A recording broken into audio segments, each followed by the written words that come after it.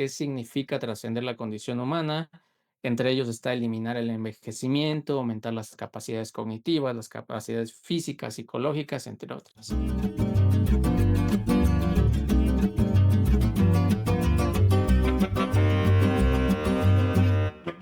Damos a todos la bienvenida a este nuevo episodio de Atípico Fitness Podcast. Es para mí un placer estar acá con mi coanfitriona Karina Romero Minuti y también con nuestro invitado de lujo que ya estaremos presentando más adelante. Pero primero me gustaría saludarte, Cari, ¿cómo estás? Hola, Sant. Pues estoy, estoy feliz porque esta persona que tenemos de invitado el día de hoy es muy cercana a mí, como lo verán ahorita mismo. Entonces, me emociona y también el tema me parece que es emocionante, ¿no? Porque es algo que casi, o sea, quizá en nuestro círculo no se trata tanto, no se habla tanto, pero sí está teniendo impacto, ¿no? Entonces, hoy vamos a imaginar un poco, vamos a proyectar un poco a futuro y eso también puede ser interesante para fines del podcast. Sí, sobre todo porque este también puede ser un trabajo transdisciplinario. Y es que de lo que queremos hablar el día de hoy es justo del futuro del fitness desde la perspectiva transhumanista. No sé si quienes nos escuchan ya han escuchado esta noción o tienen alguna perspectiva al respecto, pero si no, los invitamos a quedarse y las invitamos a quedarse porque seguramente este episodio les será de muchísimo interés, sobre todo porque va a ser un episodio con aras hacia el futuro, ¿no? Reflexivo en ese sentido. Así que bueno, no me alargo más y le damos la bienvenida a nuestro invitado Iván Romero Minuti. Hola Iván, ¿cómo estás? Hola, muchas gracias a las dos por la invitación. Estoy contento de estar aquí. Ya era algo pendiente que por una u otra se terminaba postergando, pero bueno, aquí estamos ya, finalmente. Em, bueno, también como me habían pedido, me voy a hablar un poquito de dónde vengo académicamente. Por favor. El, en la licenciatura es comunicación, especialidad en producción audiovisual, y después de eso me voy a hacer una maestría igual en comunicación. Y ahí en la maestría, digamos que empiezo a enfatizar más algunos temas que venía trabajando en la licenciatura, y estos tienen que ver con la producción de realidad. Ahorita me Mm. explico mejor a qué me refiero con eso. Y bueno, finalmente ahorita estoy en el doctorado en ciencias sociales. Es un área de comunicación y política, aunque vemos ciencias sociales en general en un principio. Y bueno, eventualmente seguí desarrollando este tema de la producción de realidad, y esto es referido a lo que hoy conocemos también como tecnologías XR o de realidad extendida o en inglés Extended Reality, y tiene que ver con tecnologías de realidad virtual, realidad aumentada y algunas otras que son gradaciones de lo mismo, como la realidad mixta. Entonces, en este tipo de tecnologías, lo que se observa es cómo se transforma nuestro entorno experiencial, y con ello, bueno, pues también nuestras actitudes, nuestra cognición, nuestros hábitos, es decir, este tipo de tecnologías que están proyectándose cada vez más fuerte. Ya muchos las conocen. Cuando yo empecé este tema eran poco conocidas, ahora cada vez se van haciendo más cotidianas. Y bueno, seguir este sendero tecnológico, comunicativo, esta mezcla, interacción entre ambas disciplinas, digamos, me llevó también al tema del transhumanismo, ¿no? Esta cuestión del transhumanismo es interesante porque realmente es una filosofía que está atravesando de manera transversal muchos ámbitos de nuestra vida actual, contemporánea, y sin embargo, no tenemos muy claro, pues, que esté ahí, pero sí sentimos sus efectos. Y sentimos sus efectos a través de las empresas, por ejemplo, que hacen los gadgets con los que nos comunicamos, las plataformas con las que interactuamos, empresas en el área de la medicina o la farmacología, que también están atravesadas por este tipo de filosofías políticas, que muchas veces no se dicen abiertamente, pero digamos que sus objetivos, los objetivos que persiguen, la forma en que trabajan, los procesos que llevan a cabo, tienen de fondo este tipo de pensamiento. Entonces, hoy vamos a hablar un poquito al respecto de ello. Y además, bueno, para el fin del podcast, ver cómo cruza con la parte del deporte y el fitness en general. digo, Iván no lo dijo, pero no es que él esté metido tanto en el área de fitness ni de deporte, digo, de manera recreativa sí, yo lo sé porque somos hermanos, pero, y también porque él de alguna manera ha rebotado ideas conmigo, ¿no? Durante todo mi proceso de estudio del tema, pero realmente él lo va a orientar el día de hoy hacia ese tema para fines del podcast, pero bueno, no es su tema de estudio central, ¿no? Sí, justo. Y creo que también para fines prácticos, si te gustaría, Iván, comenzar diciéndonos qué es el transhumanismo y cuáles son sus orígenes como movimiento cultural, filosófico, incluso hasta ideológico, ¿no? Hay varios autores y autoras que ya han dado luz sobre estos aspectos, como no sé si conozcas a Francesca Ferrando, que da Ujú. clases en la Universidad de Nueva York. También está Nick Bostrom. Y bueno, algo interesante antes de darte la palabra es decir que el transhumanismo no es pura ciencia ficción, sino es un movimiento con raíces filosóficas, ¿no? Tú mencionabas ahorita las filosofías políticas, entonces si te gustaría enfatizarnos un poquito más o esclarecernos más bien qué es el transhumanismo. Okey, perfecto. Me parece bien, vamos a ir de lo general a lo particular en este caso. Bueno, del transhumanismo vas a encontrar muchas definiciones. Como bien mencionaste, Francesca Ferrando es una de las autoras actuales que mejor ha abordado, digamos, el continuo de los diferentes humanismos y sus vertientes que se está dando en la actualidad. Es una filosofía contemporánea. Tenemos los diferentes humanismos con los que hemos convivido tradicionalmente, pero también tenemos vertientes de posthumanismo y también de transhumanismo.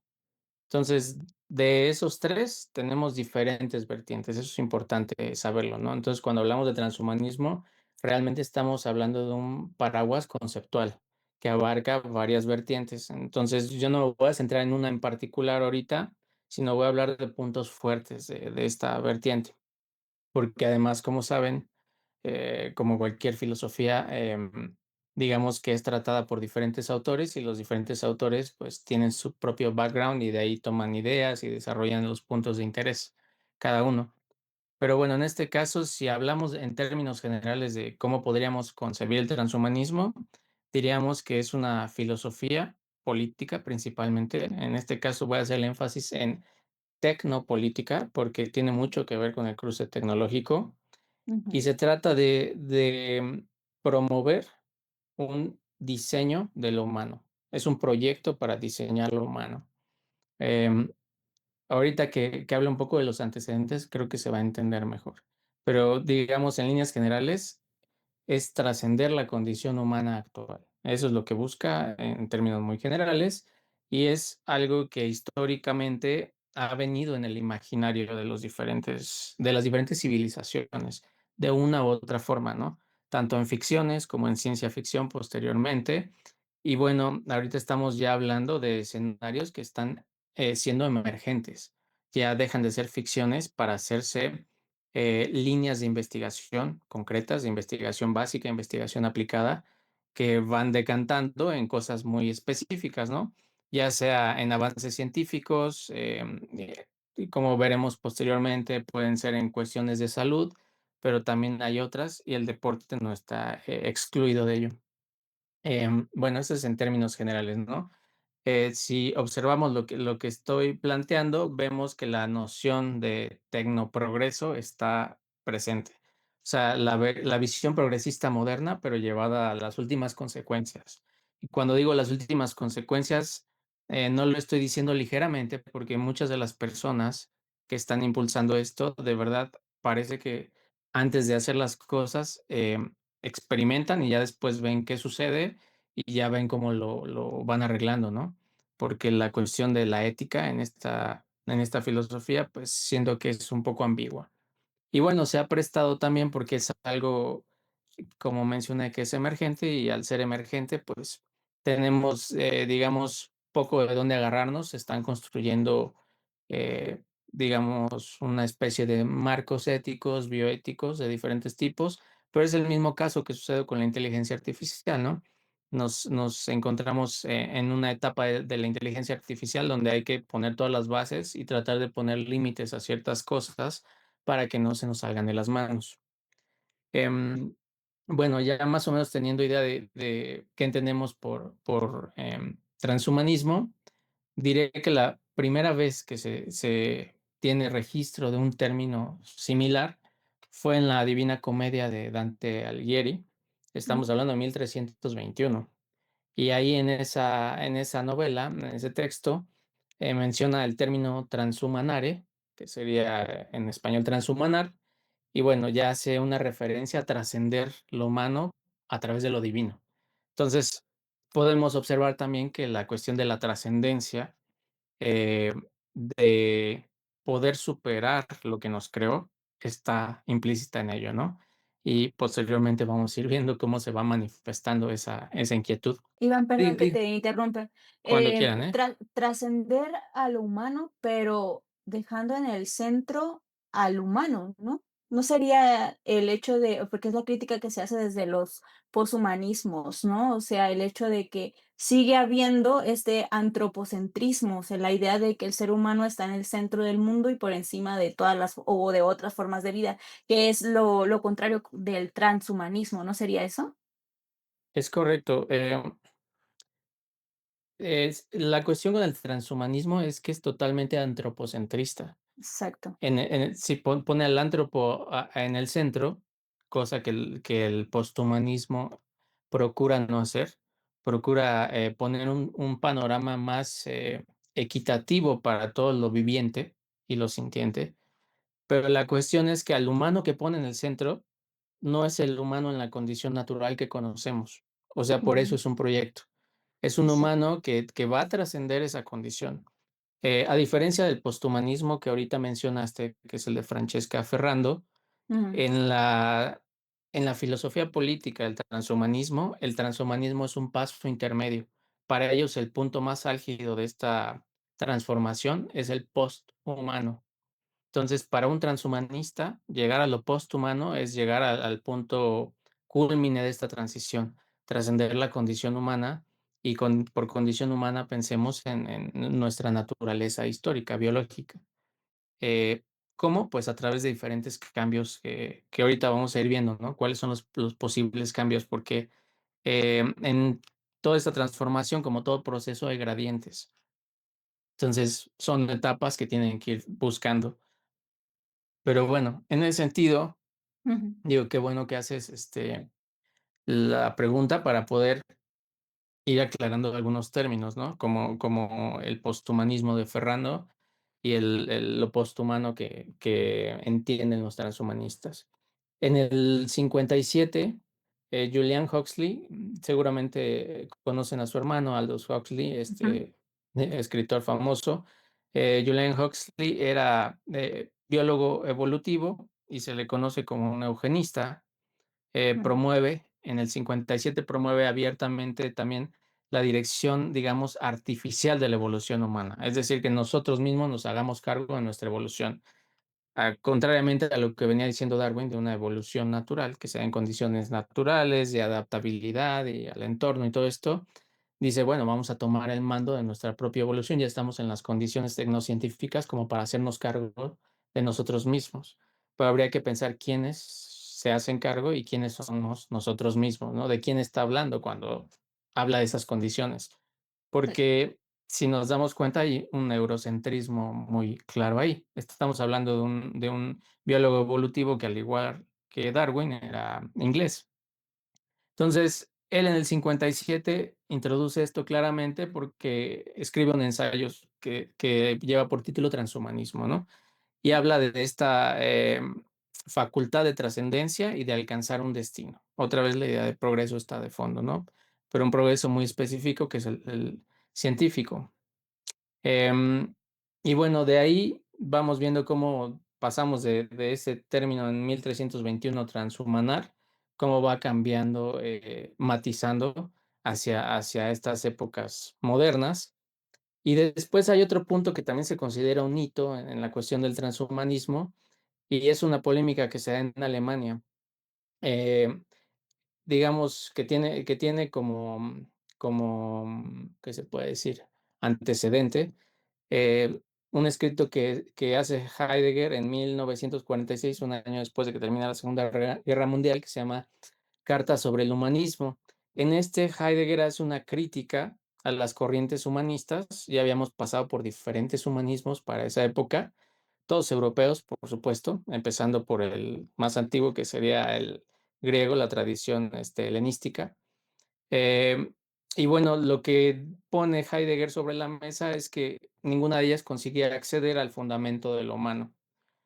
Años después, estamos hablando ya del 99, un filósofo alemán también, Sloterdijk, eh, escribe un texto que se llama Normas para el Parque Humano, dice una respuesta a la carta sobre el humanismo de Heidegger. Y bueno, aquí ya pone en evidencia que el humanismo es un ideal civilizatorio, no más que eso, un ideal civilizatorio, y dice que a través de la carta que escribe Heidegger sobre el humanismo se abre un espacio de pensamiento transhumanístico o posthumanístico, así lo menciona textualmente. Todavía no se definen ambos términos muy claramente en esa época, estamos hablando del 99, pero se abre una discusión en ese mismo año. Entra Habermas, otro conocido filósofo alemán, y empiezan debates muy fuertes en torno a la biotecnología genética, que en ese momento, digamos que era tecnología de frontera, ahorita ya cada vez es más común.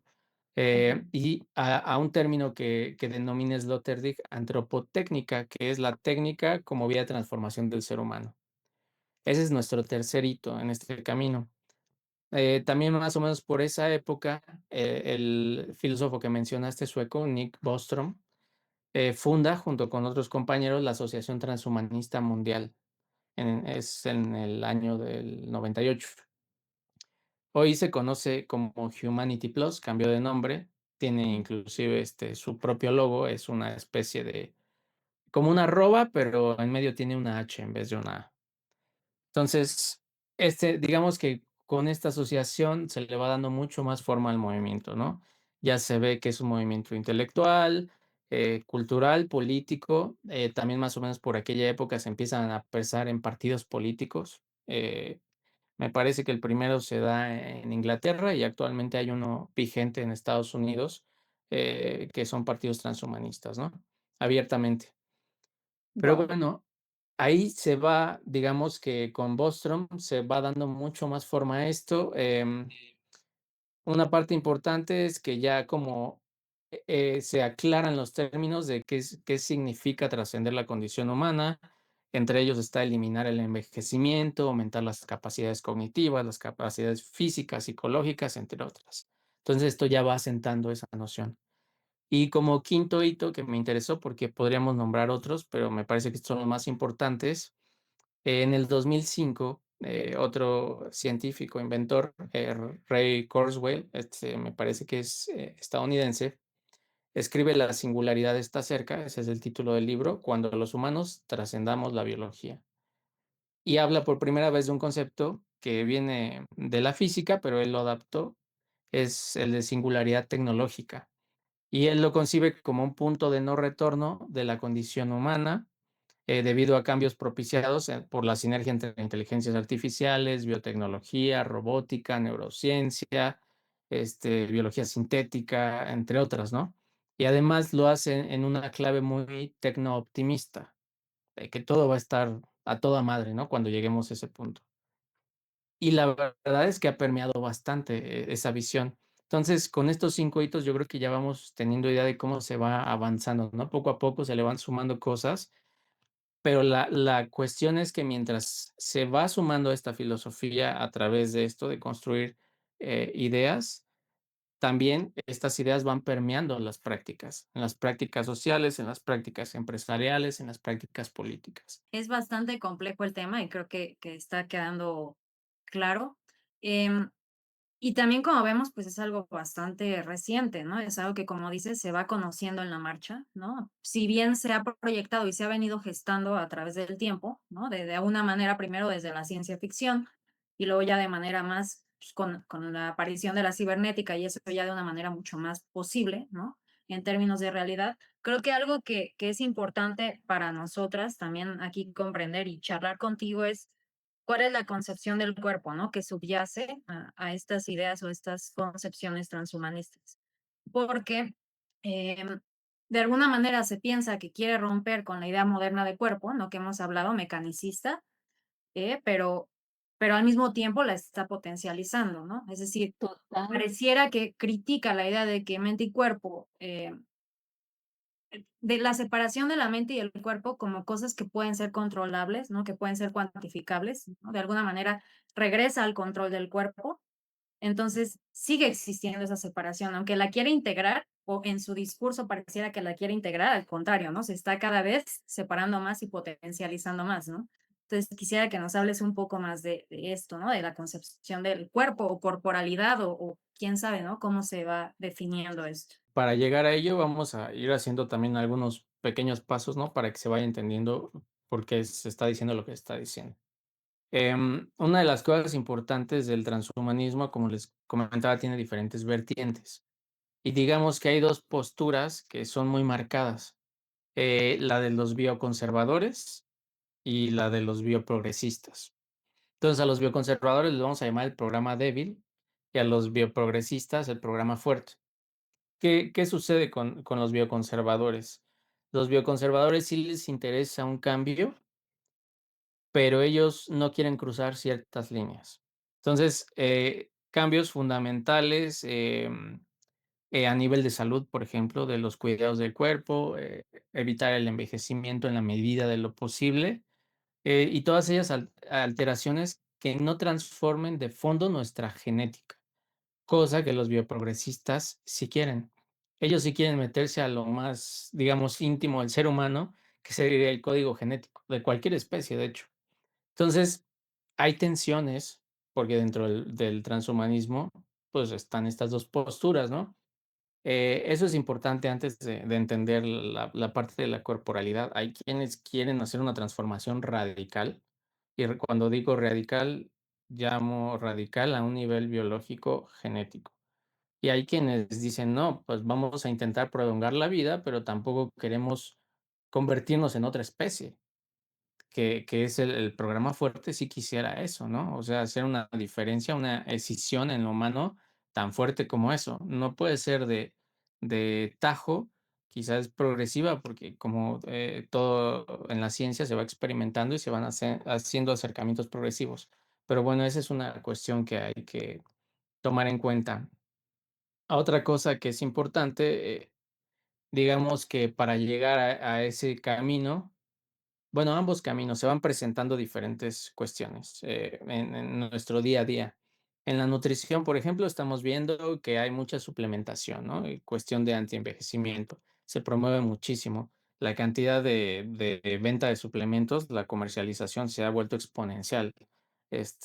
Hay cosa y media y hay mucha gente hablando en redes de diferentes formas de tomarlo y cuál es el que conviene más, si esta marca, si la otra, etcétera. Y también hay científicos, hay uno muy famoso, ahorita no recuerdo el nombre, que es de la Universidad de Harvard, en el que se apoyan mucho, ¿no? Para decir, mira, esto funciona en ratones, posiblemente funcione en humanos, ¿no?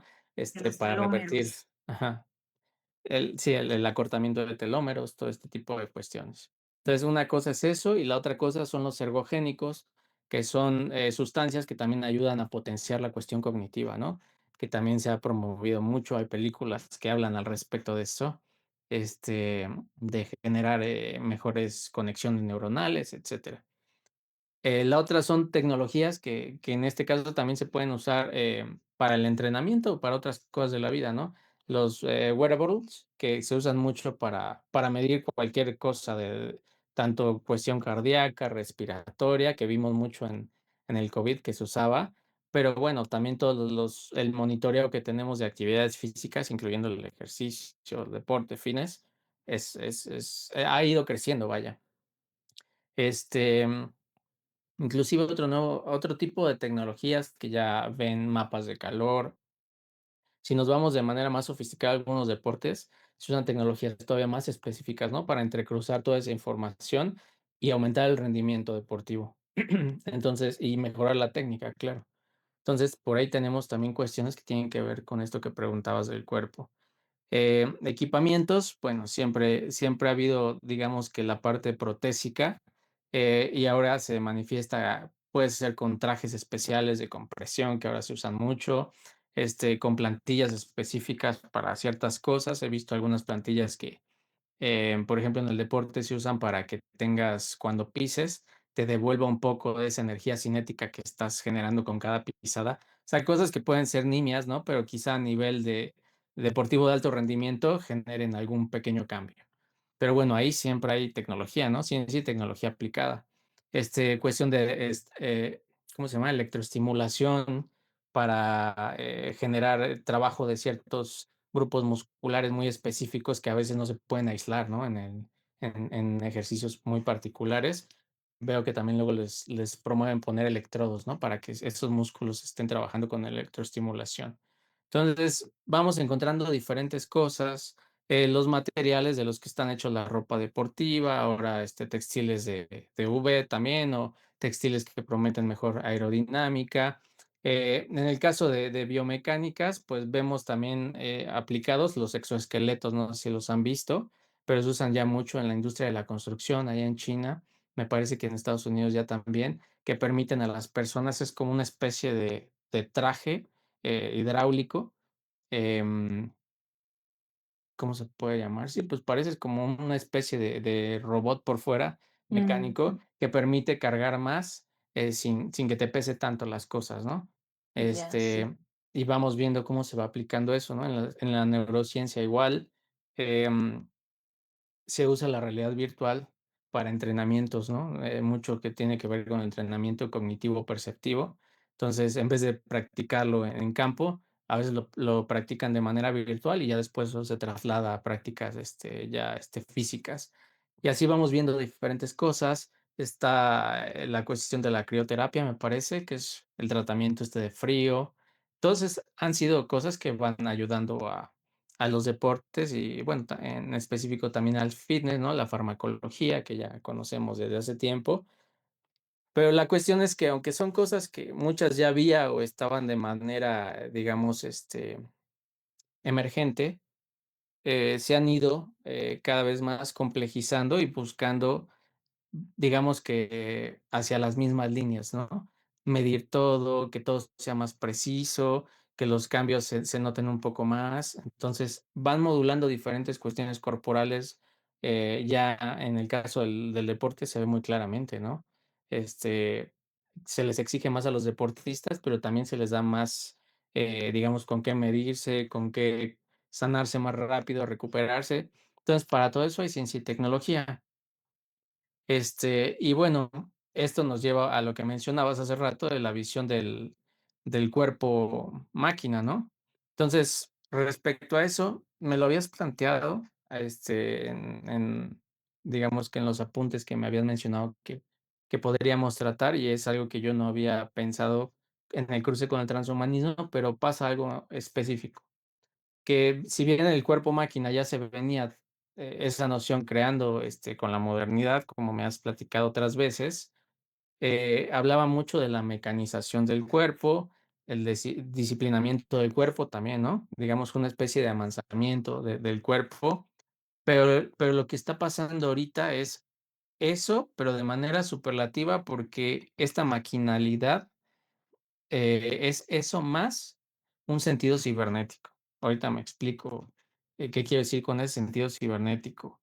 Em, el cuerpo que ya estaba, maquinizado como se mencionó en la modernidad, esta mecanización que tiene, lo que cambió no fue tanto el cuerpo en un principio, sino el entorno. El entorno se volvió sumamente informacional. Entonces, está conviviendo con un entorno que es distinto y este entorno lo que hace es generar flujos de información todo el tiempo. Ahorita lo vemos de manera más o menos nimia, con lo que mencionaba, ¿no? La medición de los relojes, los gadgets, todo esto, ¿no? Eh, pero conforme vamos viendo las cosas que van saliendo por las diferentes industrias, vamos viendo que esto se va exacerbando cada vez más. La medición es cada vez mayor y en más ámbitos. Pongo un ejemplo concreto. Em, Actualmente se está viendo la manera de que nanorobots estén circulando en sangre para medir muchas cosas que no alcanza el reloj inteligente a medir, ¿no? Em, digamos, pensaríamos, no, pues es ciencia ficción, y realmente así fue el celular hace unos años, pero si ya está el proyecto, y ya se está estudiando, y ya hay laboratorios interesados en investigarlo, eventualmente lo más probable es que vaya a suceder. No lo vemos difícil. Conectar eso con otras informaciones, pues lo que hace es generar todo un sistema. Luciano Floridi le llama infoesfera a esta condición que está emergiendo en nuestra cotidianidad de la, digamos, de las sociedades postindustriales, de estar completamente expuestos a todo este flujo informacional. Em, yo creo que lo que está cambiando el transhumanismo es esta parte del cuerpo máquina. Los influjos informacionales parece que estuviéramos hablando algo etéreo, pero realmente están modelando nuestras conductas, nuestros hábitos, nuestros comportamientos, la manera en que nos percibimos, porque estamos teniendo un feedback de todo lo que está sucediendo en tiempo real en nosotros. Entonces, todo ese espejo de información también modula la mente y con ello también genera emociones y también comportamientos, ¿no? Entonces, yo creo que no se está sintiendo todavía tan fuerte, aunque ya tenemos, este, algún tiempito empezando a convivir con eso, pero eventualmente este flujo informacional va a modular muchas más cosas. Concretamente en este concepto de infoesfera, Floridi también lo menciona, están los agentes de inteligencia artificial que ya van a empezar a funcionar dentro de poco de manera autónoma. Entonces, yo supongo que estar teniendo todo el tiempo, eh, digamos que ¿cómo le podríamos llamar? Pues sí, una inteligencia que te esté observando y dando feedback y analizando, va a hacer que también tu cuestión aquí cambie cuando estás haciendo ejercicio, ¿no? Que estés atento a ese tipo de cosas, de querer optimizar, de querer siempre subir los parámetros. O sea, se vuelve, pues, ¿cómo lo podría decir? Algo cercano a la gamificación que le llamamos, ¿no? De hacer ejercicio, pero se vuelve como una especie de videojuego. Así como se ha vuelto la vida social a través de redes, pues, o sea, como una especie de pantalla, ¿no? Que está atravesando eso. Entonces, yo supongo que vas a estar más metido en esos procesos, en alcanzar optimización de ciertas cosas, que realmente sintiendo el cuerpo, ¿no? Como se hacía de manera natural. Ujú. Ahí quisiera yo añadir algo que justo leí que hablaba de cómo los entrenadores, pensando ya en el futuro, ¿no? Terminaríamos siendo, bueno, no sé si nosotros, pero más bien gestores tecnológicos, ¿no? Ayudaríamos a las personas a gestionar más bien todos estos datos que están obteniendo y ya no tanto enfocarnos en técnicas, sino como más bien en cuestiones éticas o motivacionales, pero perderíamos más esta parte de estar en, por ejemplo, corrección de los ejercicios o sea, todo Ujú. eso lo va a hacer la tecnología, ¿no? Nosotros vamos a gestionar más bien. Entonces, es interesante, ¿no? ¿Qué hacer con los Y datos? Porque una cosa es tenerlos y otra es saber cómo utilizarlos, ¿no? exacto, y eso Ujú. siempre y cuando estemos actualizados también en el tema, ¿no? Porque si no, podrías quedar obsoleto. Iván, siendo abogado del diablo acá, ¿no crees que esto, toda esta evolución o transformación más bien del humano, no convierta más bien o esté potencializando el cuerpo máquina más que trascenderlo, por así decirlo? Ujú. Yo creo que sí, Sí. pero lo creo como estadio. Es decir, vamos por estadios, pues, y este estadio lo potencializa. Y yo creo que no se va a quedar ahí. El proceso me parece que es Exacto. más largo y eventualmente yo creo que va a buscar trascenderlo. Pero efectivamente, ahorita lo estaría potenciando. No, nada, solamente te iba a decir, ¿y no crees que esto en lugar de democratizar el acceso a, por ejemplo, en este caso al fitness o a la salud, ¿no? Lo vuelve más elitista, porque claro, pueden haber transformaciones y algunas personas podrían decir, yo quiero eso, ¿no? Que me potencializa, que me mejora el rendimiento a otros niveles, pero no puedo acceder a ello. Entonces va a haber Ujú. muchísimo más disparidad, ¿no? Claro, la tendencia desde hace muchas décadas está siendo esa, ¿no? Me refiero a nivel económico, lo vemos alrededor del mundo, pero ¿quién va a tener acceso a todas estas transformaciones, sobre todo las más profundas? Pues la gente que tiene los recursos, ¿no? El acceso va a estar mediado por los recursos, porque todo esto que estamos hablando realmente va a estar mediado por un mercado, un libre Por mercado. supuesto. Ajá, la cuestión libertaria de estos tecnoprogresistas está de fondo, ¿no? O sea, es totalmente individualista, vamos a decir, hiperindividualista. El foco está en el individuo y en que se perfeccione y se preocupe por él. Entonces, la cuestión social es uno de los puntos ahí álgidos con el transhumanismo, queda cada vez más relegada. O sea, el enfoque Mm, está en el individuo. Em, y otra cosa que se me olvidó mencionar hace rato respecto al cuerpo máquina, es que quizá en escenarios, si hacemos una perspectiva un poco más larga, el cuerpo se puede empezar a ver ya como una especie de cuerpo modular. Es decir, si algo no te gusta de ti, si un órgano no está funcionando bien, va a haber manera de imprimirlo, pues, y no me refiero a imprimirlo, con los materiales que se imprimen 3D hoy, sino imprimirlo de manera, biológica, cosa que ya se está haciendo, em, de la manera más, digamos, más precisa posible para tu cuerpo. Entonces, estar cambiando, y es la idea de lo protésico, estar quitando módulos de tu cuerpo, cambiándolos, optimizándolos, es básicamente la idea de un software, ¿no? Que cada cierto tiempo se actualiza. ujú, Entonces, de fondo tenemos eso. Por eso digo que el cuerpo máquina está alcanzando una maquinalidad, pero ya de corte cibernético. Lo que mencionaba Cari hace rato, la separación, ¿no? Entre el cuerpo y el yo, que en este caso podríamos pensarlo como la mente, mm, juega un papel importante porque pone también ahí un cuestionamiento sobre la identidad. ¿Dónde exacto. queda la identidad si mi cuerpo es modular, si a cada rato lo estoy cambiando y si hago cambios más drásticos que no sean protésicos como los bioconservadores, sino que sean todavía más drásticos como los bioprogresistas, ¿no? A nivel genético, ¿cuál es la relación de este yo con ese cuerpo? Porque hasta donde sabemos ahorita, pues el cuerpo es un cuerpo vivido, ¿no? Como decía Merleau-Ponty, es decir, no nos Exacto. podemos escindir del cuerpo.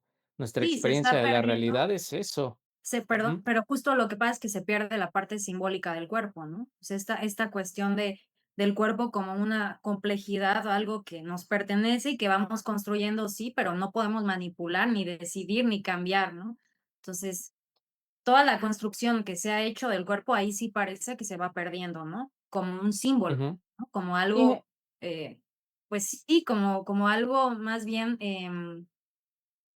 no encuentro las palabras en este momento, pero como parte precisamente de la identidad del humano, ¿no? Sí, Sí, y en esto me recuerda la paradoja del barco de Teseo, ¿no? En donde te dicen, okey, sobre la identidad, si un objeto, como por ejemplo el barco, se ve reemplazado en todas sus partes, ¿qué tanto ese barco sigue siendo el mismo barco? ¿Qué tanto la ujú. identidad sigue siendo, o sea, la misma, o más bien la persona que tiene esa identidad sigue siendo la misma? Es algo muy paradójico incluso. Sí, yo diría que inclusive problemático en el sentido de que no estamos hablando de cambiar de personalidades. O sea, cuando imaginemos esto, ¿no? Yo estoy transformando mi cuerpo de manera progresiva y resulta que ahora me agrego un módulo, porque eso también ya se ha visto, hay gente que lo ha hecho, donde tengo implantado en el cerebro ya sea un chip o algún otro tipo de dispositivo que me permite percibir un espectro electromagnético ampliado. O sea, que mi relación con lo real cambiaría absolutamente.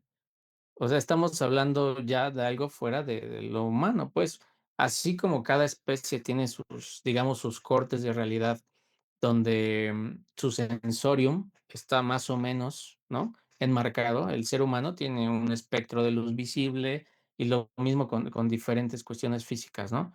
Hay especies distintas que tienen ese espectro de luz más amplio, que capturan ciertas frecuencias nada más. Entonces, pongo este ejemplo porque si nosotros empezamos a modificar eso, yo creo que muy improbable que teniendo esos cambios dentro de nosotros, no cambie nuestra cognición, nuestros Mm, sentidos sobre la realidad. Entonces, no es como quitarse la personalidad, quitarse una careta y ya, sino, o sea, cambia tu identidad, pero de manera muy profunda. Al menos eso pienso en términos especulativos, ¿no? No lo he vivenciado, pero digamos que con las experiencias de gente que sí se ha expuesto a eso, dices, bueno, o sea, empiezas a tener una sensibilidad distinta. un cuerpo distinto y una vivencia distinta. Si entendemos que la percepción del cuerpo, por ejemplo, tiene diferentes espectros, que es la cognitiva, la conductual, o sea, cómo pensamos nuestro cuerpo, cómo nos conducimos respecto a nuestro cuerpo, qué acciones tenemos, ¿no? Con el cuerpo. También está la subjetiva y bueno, todas estas creencias que vienen, perceptivas, perdón, y la emocional, ¿no? Cómo me siento respecto a ese cuerpo. Entonces, justo con todos estos cambios también cambiaría esas nociones y eso tiene muchísimo más implicaciones, ¿no? En el aspecto de la identidad, de los deseos y pues del sentido perceptivo del ser. Entonces creo que, wow, podríamos ahí quedarnos reflexionando muchísimo más, pero me gustaría también que nos hablaras un poquito de estas implicaciones éticas y sociales, que justo ya más o menos las venías dilucidando. ¿Qué riesgos Ujú. hay por ahí, no? ¿Cuáles son los principales dilemas éticos, no sé, que van surgiendo con la incorporación de estas tecnologías transhumanistas? En este caso, pues en el deporte, en el fitness, pero a nivel general, ¿qué nos podrías decir? Pues mira, la verdad es que no difieren tanto. Tanto en lo general como en el fitness hay unas que digamos que son ejes claros, ¿no? Que van a atravesarlo todo.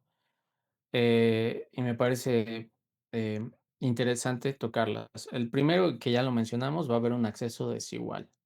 Mm, Y eso es fundamental. Por eso el transhumanismo es, digo, es una filosofía política y va a requerir también de una respuesta política, movilización política. Y yo creo que ya se empieza a gestar. Todavía no sentimos tanto las consecuencias de lo que ya se está formando, pero digamos que la que se acerca ahorita más, la más cercana a las incomodidades que nos va a empezar a causar es la inteligencia artificial, por todos los trabajos que se van a perder, todo lo que se va a sustituir, ¿no? A nivel productivo humano y bueno, eventualmente cuestiones psicológicas también.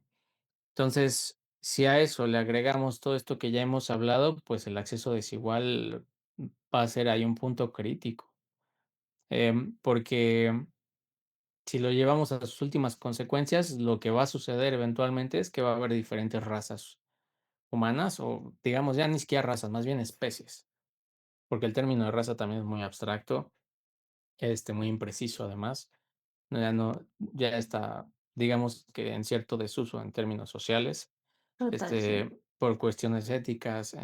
No estoy muy seguro en la biología si se sigue usando, me parece que todavía tiene bastante, fuerza ahí, pero bueno, pensemos a nivel de especie humana, que haya ya distintas especies humanas.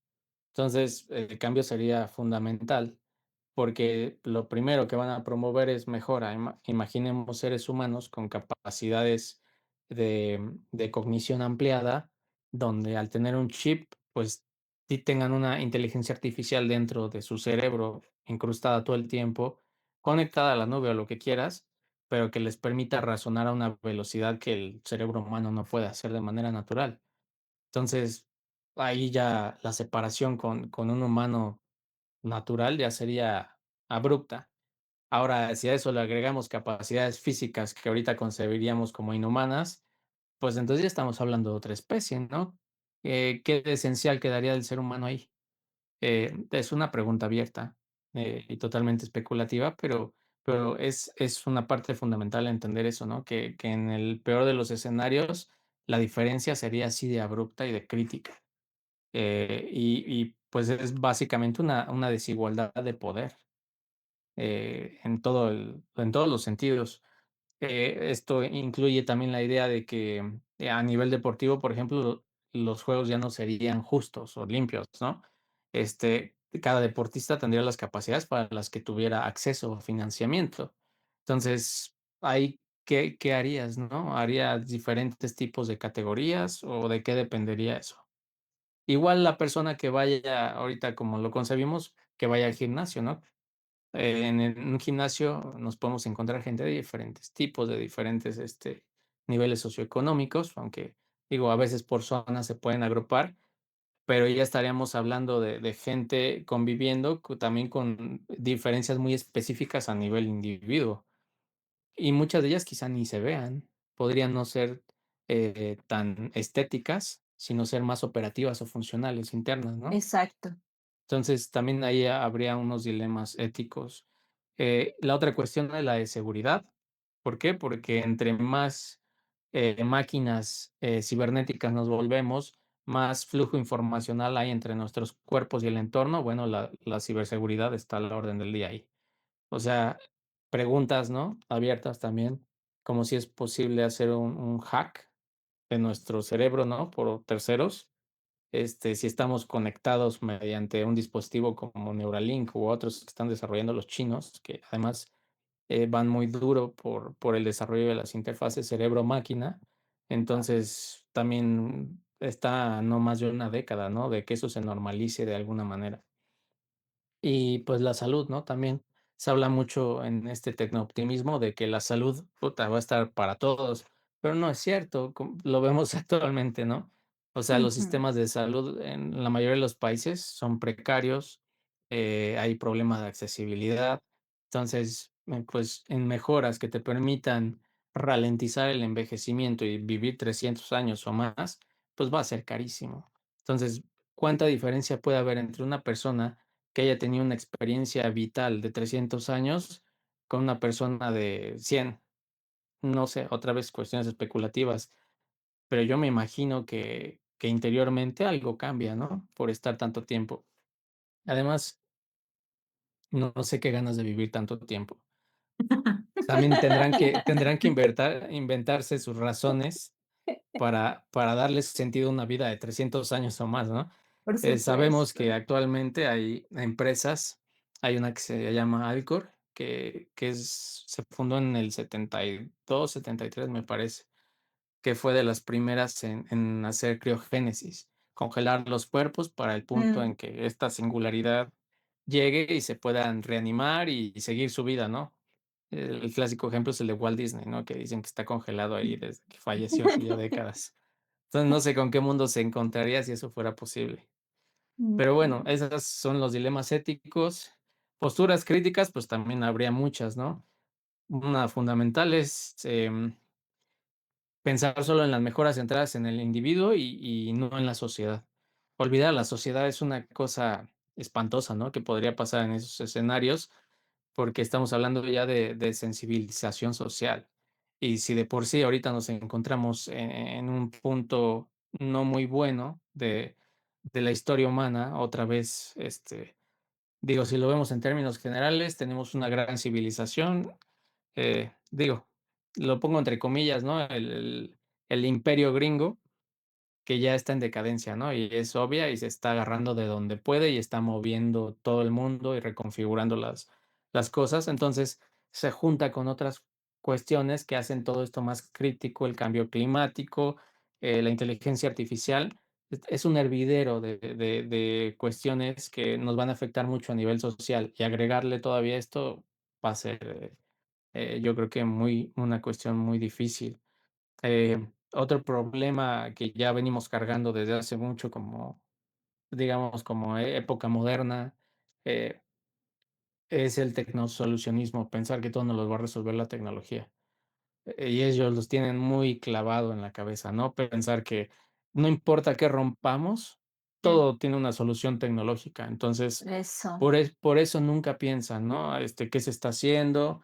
Nunca se detienen a pensar si es correcto o no, sino simplemente que se rompa lo que se tenga que romper. A rato encontramos una solución. La ciencia y la tecnología nos las van a dar. Y las Y implicaciones y limitaciones de la naturaleza también, ¿no? Que es, el mundo donde vivimos tiene sus limitaciones. claro, pero estamos totalmente desconectados de ello. Digo, no puedo Justo. generalizar. Hay muchos pueblos, muchas civilizaciones que todavía tienen esa sensibilidad, pero digamos que los que están permeados por esta cultura, pues muy poco de ella les queda, ¿no? Eh, y la otra cuestión es la tecnodependencia. Entre más estamos cruzados como cuerpos maquínicos, cibernéticos, más, o sea, nos estamos construyendo una propia jaula. ¿Quién va a tener la llave de esa jaula? De por sí, como seres naturales, nos construimos a nivel psicológico jaulas. Ahora, si tenemos esa jaula psicológica y aparte una jaula informacional que puede terminar siendo física también, porque en un cuerpo modular, ¿quién te dice que si no estás pagando tu mensualidad a tiempo del servicio que te están dando? Y me remito a a un episodio, que Sí, se hizo popular, y salen este anuncios ya aquí. ajá, de esta serie de ciencia ficción, ¿cómo se llama? Ay, se me fue el Black nombre. Mirror. Black Black Mirror, Mirror, sí. justo. Eh, pues vas a depender de eso, ¿no? O sea, de que tu vida se prolongue en función de los dispositivos que tengas y que estos sigan funcionando, porque sabemos, ahora lo vemos con las aplicaciones, pero no sería difícil que eventualmente cualquiera de estas prótesis funcione como un sistema de suscripción. Entonces es una locura, sinceramente. La tecnodependencia va a ser otro gran problema. Sí, y creo que algo importante aquí es que has mencionado varias veces esta idea de lo natural, ¿no? Como que estamos rompiendo con lo natural, que justamente el transhumanismo lo que busca decir es que no hay tal cosa, ¿no? No existe como esta idea esencialista, ¿no? Busca romper la diferenciación entre artificial y natural, pero, pero al final no queda del todo claro, ¿no? O sea, como que yo creo que es como en la teoría sí se entiende, pero en la práctica, o sea, ¿qué pasa con todo lo que observamos, ¿no? Con nuestro mundo, con todo lo tangible. Pareciera que nos dicen que eso no existe y entonces creemos que eso no existe. O sea, todo se vuelve en ese sentido como uno termina aceptando lo que te van diciendo, ¿no? Sí, es una cuestión ahí medio rara porque si hablamos del poshumanismo, en la vertiente de Ferrando y otros, la idea que se tiene presente es la de un continuo. Entonces tampoco es que haya naturaleza, cultura, naturaleza y técnica, sino que está todo conectado. Es una visión también antiesencialista, por lo mismo, o sea, no podemos encontrar esencias en algo que está convergente en diferentes aspectos. Y aquí también lo usan, pero la cuestión es la manera en que se instrumentaliza, porque son 2 visiones antagónicas de la trascendencia del humanismo, ¿no? Ujú. Eh, cómo se trata en el transhumanismo de manera totalmente instrumental para beneficio de unos pocos, quien tenga accesibilidad y totalmente centrada en el individuo, ¿no? Hiperindividualizada. Y el poshumanismo de la otra vertiente, pues, es todo lo contrario. Tratar de encontrar un equilibrio con lo que le llaman Gaia, ¿no? La madre Ya. tierra y con todos los seres vivientes, sintientes, estar, o sea, darse cuenta de que somos parte de diferentes ecosistemas y que estamos en este barco que es la tierra y que de aquí no nos vamos a salir y tenemos que cuidarlo, ¿no? Porque es lo que tenemos. Estas otras personas, Elon Musk sobre todo, pues ya está pensando en que el proyecto Tierra ya fue y que ya lo que sigue es Marte, ¿no? Entonces ya lo dan por desechado y pues no, o sea, vivimos aquí y claro que se puede rescatar, pero están pensando otra vez en el individuo. Entonces Claro. es un tema ahí que está muy latente. Sí, me recuerdo también al libro de Cointeligencia de Ethan Mollick. Ahí, bueno, habla sobre las IAs, ¿no? O estas tecnologías de metalenguaje y esto. Y algo que él da cuenta en el texto justo es la dependencia que se está teniendo para de utilizarlas más bien, ¿no? Al momento de estar desempeñando nuestras labores.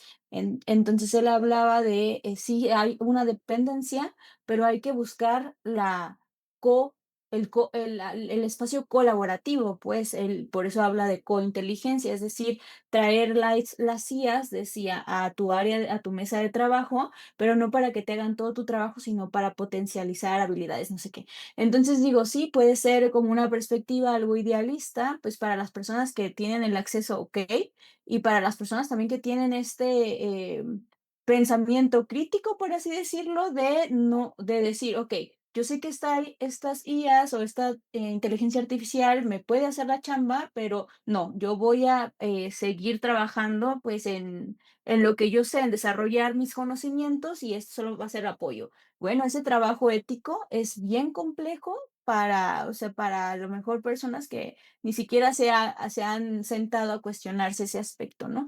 También lo que mencionabas de la disparidad que puede haber o cómo justo hay personas que tal vez con estas tecnologías pueden tener más jerarquía que otras y esto me recordaba igual a este capítulo de La ballena de hielo, no sé si lo has visto, de Dead and Robots. Mm, Love, Death, bueno, ah, no. entonces, ¿no? Bueno, está muy buena porque también dan cuenta de cómo hay humanos que ya tienen ciertas modificaciones de sus capacidades atléticas y hay uno en especial que no. Entonces, bueno, es de lo que da cuenta y esa es la crítica también este episodio. Pero regresando a lo que también estabas mencionando de las críticas y desde el feminismo, desde los poshumanismos también o las poshumanistas han advertido justo esta obsesión que hay por la mejora, ¿no? Por la mejora constante y cómo eso podría estar reforzando desigualdades y presiones estéticas, que justo es lo que nosotras aquí, bueno, tratamos de cuestionar, ¿no? En cierto sentido. Ujú. Entonces, me parece de mucho valor lo que nos traes, estas críticas, estas reflexiones, creo que son muy pertinentes y sí son a lo mejor con aras hacia el futuro, pero creo que actualmente también eso ya nos está atravesando, aún sin darnos cuenta, son cosas que vivimos en el día a día. Entonces, gracias Iván por estar aquí con nosotras. No sé si Cari quieras decir algo más o le pasamos el micrófono para concluir a Iván. Sí, no, creo que nos quedaron ahí pendientes algunos temillas, ¿no? Por ejemplo, esto de los juegos en Haze Games, ¿no? Que van a ser el siguiente año, que lo que buscan es justamente buscar el mayor rendimiento, ¿no? De los deportistas, incluso con dopaje. Todos estos temas que como decimos, o sea, parecen que todavía falta para llegar a eso, pero están súper presentes, nada más que tampoco nos llega a todo mundo esta información, ¿no? O sea, Ujú, ujú. es información que está en ciertos sectores, que son los que la están utilizando también a su favor, ¿no? Y nos vamos cada vez relegando más y más, como decía, ¿no? Como entrenadores, se nos van a presentar nuevas exigencias y quizá no vamos a tener las herramientas para eso, ¿no? Al menos pensando que sí va a adquirir la fuerza que parece que va a adquirir estas políticas transhumanistas. Entonces, pues sí es importante llevar la información, ¿no? Y en ese sentido también me parece muy importante tu participación en el podcast, aunque pareciera un tema no tan cercano, ya vimos que lo es. Y Pues, pues te damos la palabra para que termines con algo que quieras añadir. No sé si quedó algo ahí pendiente o Ahorita rescatando lo que mencionabas de los Enhanced Games que se llevarán el próximo año, me parece un caso paradigmático porque, aunque no se diga abiertamente, la verdad es que, digo, es un deporte, o lo que se pretende es llevar a cabo actividades deportivas como si fueran olímpicas, aunque creo que son en 3 líneas: atletismo, deportes natación, acuáticos, ajá, y fuerza. halterofilia. Eh, ajá, exacto. Pero la verdad es que es en disciplina deportiva, pero funge como un laboratorio social, en muchos sentidos, porque de ahí se generan, digamos, líneas de trabajo, tanto a nivel, científico, porque van haciendo pruebas, experimentación, pero también se generan deseos. Es decir, cuando la gente empiece a ver a un humano con capacidades alteradas y además lo van a promover de una manera estratosférica, ya uf, verán, porque es sí, en Las Vegas, claro. es un gran show. En Si Las les Vegas, funciona la primera vez, va a tener seguimiento. Entonces, yo creo que el deseo para la gente que lo vea va a empezar a pegar desde ahí, ¿no? ¿Cómo llegas a esos niveles? ¿Qué necesitas hacer? ¿A dónde me necesito acercar? ¿Qué tipo de tecnologías? Y eso, la verdad es que abre mercados. La gente que está detrás de esto, pues, evidentemente lo sabe. Y si ustedes ven en la página, el principal inversor es Peter Thiel. Y Peter Thiel, fue, digamos, colaborador, junto a Elon Musk en PayPal. Y actualmente tiene una empresa que se llama Palantir Technologies, y Palantir lo que hace es, trabajar para la industria militar estadounidense, ¿no? Entonces, es una persona porque además fue el primer inversor en Facebook y también me parece que en LinkedIn. Es decir, es una persona que está cruzando diferentes industrias, pero que de fondo tiene una idea sobre cómo debería ser, ¿no? La sociedad, cómo debería estar funcionando económica y políticamente. Y hace poco tiempo, me parece que como 1 o 2 meses, lo entrevistaron en New York Times y llegó un punto en donde también le preguntan, ¿no? Si preferiría que la raza humana perdurara. Pueden buscar la entrevista, está en YouTube completa, y se queda dudando tanto tiempo que hasta el entrevistador se sorprende. O sea, dices, y esta gente es la que está, ansiando poniendo y la dirigiendo. tecnología para que, Israel esté masacrando en Gaza, para que justo. haya drones vigilando la frontera de México y Estados Unidos, y quién sabe qué otros proyectos tengan, ¿no? Pero está en diferentes lados. Es importante entender eso. Por eso al principio mencionaba que no lo vemos directamente, pero ahí está presente. Entonces, ahorita le intenta empezar a incidir en otra industria, que es la del deporte, y ya vamos a ver qué se gesta de esto. Pero bueno, nada más con eso quería cerrar, ¿no? Para terminar de redondear lo que mencionaba. Y Pues, bueno, muchas gracias a ambas por la invitación. no, gracias, gracias por estar aquí. Sí, Ya lo muchísimas teníamos pendiente, gracias. por fin. Sí, al fin se pudo realizar y la verdad creo que fue una charla, como ya lo venía mencionando, bastante reflexiva. Entonces, gracias, gracias. Yo me quedo con muchos cuestionamientos y ojalá en algún momento podamos retomar este episodio y hacer una segunda parte para ver cómo es que se desarrollaron estos juegos, qué se pudo analizar de ahí, ¿no? ¿Qué se ha sacado de todo eso, qué reflexiones también suscitaron? Entonces, pues nada, Iván, gracias. Y pues también agradecemos a todas las personas que se quedaron hasta acá a escucharnos. Les recomendamos también, bueno, yo diría seguirte, pero no sé, si nos pudieras decir en qué anda tu trabajo también actualmente o cómo podríamos apoyarte. Pues, lo que pasa es que casi no he publicado. Tengo algunas publicaciones ahí pendientes, unas que ya están por salir, este, pero realmente no le he dado mucho seguimiento a eso. Sí, en todo caso, podría ser en Instagram o en Facebook. Me encuentran en Instagram como Iván R. Minuti. Entonces vamos a dejar tu red social ahí abajo para las Es personas un que se poco interesen. privado como yo. Sí. Advertencia, dices. No, pero a lo mejor alguien tenga alguna duda específica, ¿no? Que le gustaría Sí, se también, puede o alguna contactar, claro. recomendación que se pueda contactar contigo. Sí. Bueno, pues entonces les invitamos a todos a suscribirse, a darle like y a seguir compartiendo este episodio y este podcast. Si les resulta de valor, nosotras seguiremos haciendo este tipo de contenido para que, pues bueno, nos sigan apoyando. Que tengan muy bonito día y esto fue Atípico Fitness Podcast. Bye bye. Chao.